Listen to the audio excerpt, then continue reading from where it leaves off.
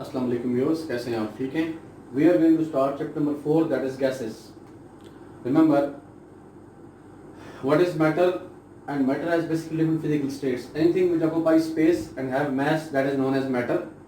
And matter have four physical states, that is gases, liquids, solids and plasma.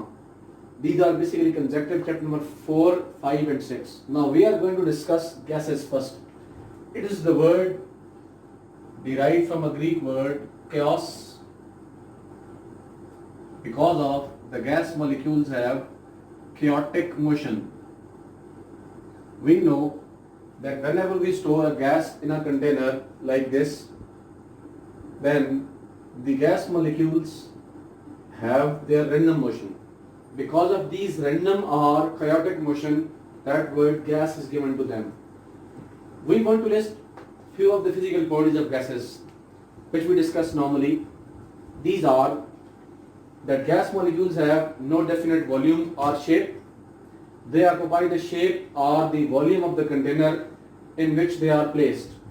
Number 2, gas molecules move randomly, and because of their random motion, they collide with themselves and with the walls of the container. And when they move and collide, as a result of these collisions, these molecules provide, or these molecules have certain force on a unit area. Because of these forces which these gas molecules occupy या apply on a surface unit area, we say that they exert certain pressure. तो हम कहते हैं कि gas molecules का अपना एक specific pressure होता है जिसे हम गैस molecules का internal pressure कहते हैं. तो उसमें स्टोरी ये है कि गैस molecules जब मूव करते हैं अपने मूवमेंट की वजह से उनकी रैंडम मोशंस होती हैं, और because of these random motions they collide with themselves and with the walls of the container. As a result of this, they occupy certain pressure. They exert certain pressure on the walls of the container, which is called internal pressure of these molecules. Now, when we are discussing their properties, we have discussed that they don't have any definite volume or shape. They occupy the shape and volume of the container. They move randomly, and when they move, they collide with themselves and with the walls of the container. Then the collisions among the gas molecules are perfectly elastic. Collisions among the gas molecules are perfectly elastic. Now, what is elastic collision? A collision in which kinetic energy before and after collision remains conserved. ऐसा collision जिसमें colliding molecules की energy before और after collision conserve रहती हो, उसे हम elastic collision कहते हैं. तो गैस मॉलिक्यूल्स के जो कोलिजन्स होते हैं ये हमेशा इलास्टिक कोलिजन्स होते हैं.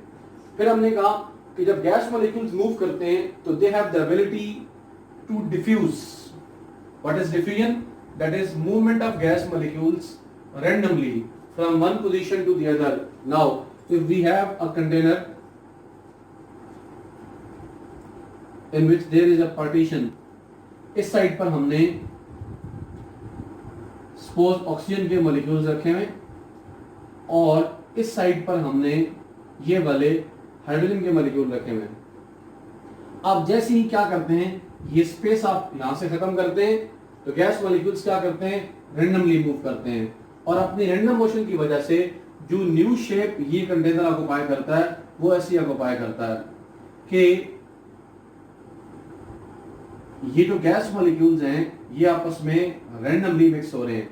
This random mixing of gas molecules from an area of higher concentration to area of lower concentration, that is termed as diffusion. इसी तरह गैस मॉलिक्यूल्स की एक प्रॉपर्टी होती है effusion. Effusion is movement of gas molecules from one specific area, that is leakage of gas molecules from an area. For example, अगर ये आपके पास एक कंटेनर है, उस कंटेनर में आपने सपोज कोई भी गैस यहाँ पे स्टोर कर रखी है, say that is nitrogen gas, और आप इस कंटेनर में क्या करते हैं, यहाँ पे थोड़ा सा होल प्रोवाइड करते हैं. जैसे ही होल होता है तो गैस मॉलिक्यूल्स क्या करते हैं, यहाँ से इस तरफ मूव करना शुरू कर देते हैं. So this leakage from that small point, it is called effusion. तो gas molecules have the property to diffuse as well as diffuse.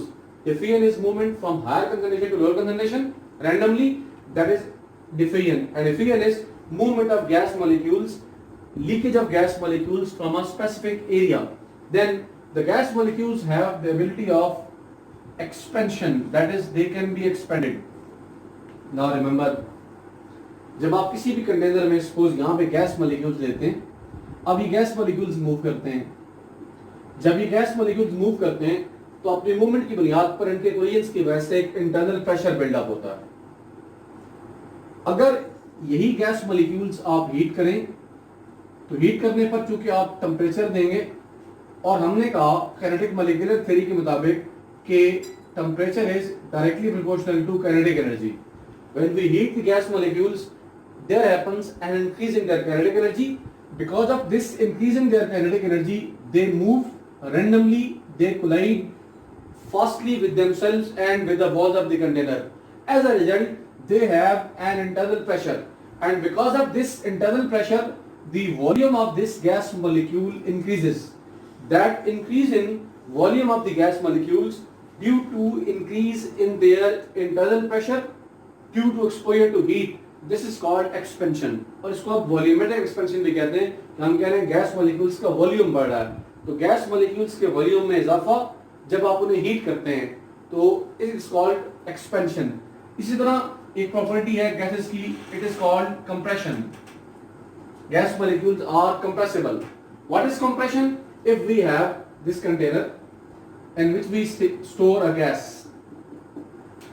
अब आप इसके ऊपर रूटीन में कितना प्रेशर लगा रहे होते हैं, that is 1 atm, 1 atmospheric pressure. अब जब हम इस सिस्टम के ऊपर प्रेशर को 1 atm से 2 atm करते हैं तो प्रेशर इंक्रीज करने से इस गैस का जो ये पिस्टन है, मूवेबल पिस्टन, ये नीचे की तरफ मूव करता है और इस गैस का वॉल्यूम कम होता है। इस गैस के वॉल्यूम में कमी को जो कि प्रेशर इंक्रीज के साथ हुई है, इससे हम कहते हैं दैट इज कंप्रेशन। तो हम कहते हैं decrease in volume of the gas by applying external pressure, that is called compression. These two are similar properties which have difference of origin. Expansion होता है गैस मॉलिक्यूल्स का इंटरनल प्रेशर बढ़ने की वजह से गैस मॉलिक्यूल्स के volume में इजाफा, उससे हम एक्सपेंशन कहते हैं। जबकि एक्सटर्नल प्रेशर इंक्रीज करने से जब गैस मॉलिक्यूल्स के वॉल्यूम में कमी होती है तो उससे हम कहते हैं इट इज कॉल्ड कंप्रेशन। फिर हम बोलते हैं चूंकि गैस मॉलिक्यूल्स के दरमियान लार्ज एम्प्टी स्पेसेस होती हैं, इसकी वजह से हम कहते हैं they have definite intermolecular space among these. Because of these large intermolecular spaces, these molecules have very weak intermolecular forces. These are holding them together. Because of these weak intermolecular forces, they move at a faster rate. अब जब भी gas molecules किसी एक container में store होते हैं तो हम कहते हैं एक गैस मॉलिक्यूल का वॉल्यूम दूसरे गैस मॉलिक्यूल से एटलीस्ट उसके डायामीटर के इक्विवेलेंट होता है।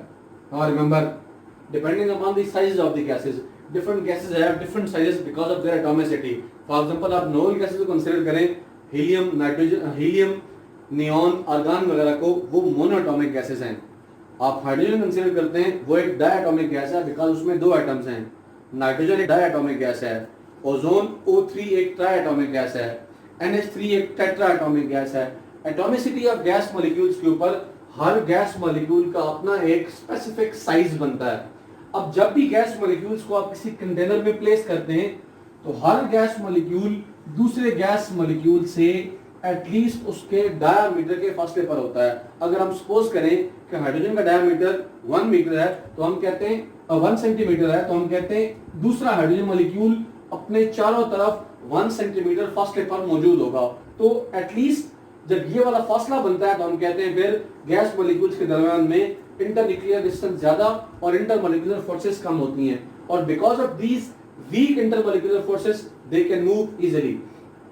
अब जबकि इनके मॉलिक्यूल में फासला मौजूद होता है, लार्ज इंटरमॉलिक्यूलर स्पेस होती है, तो हम एक्सपेंडेड फॉर्म में बोलते हैं गैस के एक मॉलिक्यूल का वॉल्यूम टोटल गैस के वॉल्यूम पर असरअंदाज नहीं होता जब गैसेस एक्सपेंडेड होती हैं। वजह उसकी है कि स्पेस होती है। बिल्कुल ऐसी है जैसे आपके पास 1000 चेयर्स हैं और आपने एक मैदान में लगा रखी हैं लेकिन हैपहैज़र्ड लगा रखी हैं। जब हैपहैज़र्ड चेयर्स आपने एक ग्राउंड में लगाई नहीं है तो कोई भी एक चेयर आप उठा के बीच में से निकाल लेते हैं तो आपको पता नहीं चलता बिकॉज दे वर हैपहैज़र्ड। लेकिन अगर वही 1000 चेयर्स आप एक प्रॉपर अरेंजमेंट में रखते हैं अरेंजमेंट की वजह से उनका स्पेसिफिक रिपीटिंग पैटर्न आपके सामने आता है। जैसे ही आप वहां से एक चेयर रिमूव करते हैं तो आपको पता चल जाता है कि उस पोजीशन से हमने जो चेयर है वो रिमूव की है। तो सेम, चूंकि गैस मॉलिक्यूल्स की कोई प्रॉपर ऑर्डरिंग नहीं है, रैंडमली प्लेस होते हैं, रैंडम प्लेसमेंट की वजह से और लार्ज इंटरमॉलिक्यूलर स्पेस होने की वजह से गैस मॉलिक्यूल्स में इंडिविजुअल मॉलिक्यूल का जो वॉल्यूम होता है वो टोटल मॉलिक्यूलर वॉल्यूम को अफेक्ट नहीं करता। These are some common properties. If we repeat those, what are the common properties? Then summarizes, they don't have definite shape or volume. Number 2, they have large empty spaces. Number 3, they have weak intermolecular forces. Number 4, they undergo random motion, and this random motion was explained by Robert Brown. That is why we term it as Brownian motion. Number 5, we say that the gas molecules can diffuse. Number 6, they can effuse. Number 7, they have the property of undergoing expansion. Number 8, they can be compressible. They are highly compressible. Number 9, these molecules have random motion, so they collide and their collisions are elastic, perfectly elastic collisions. And number 10, when they collide, they apply certain force on a unit area under collision. So this is pressure. So these gas molecules have because of their collisions, they have their internal pressure to them. Thank you for watching.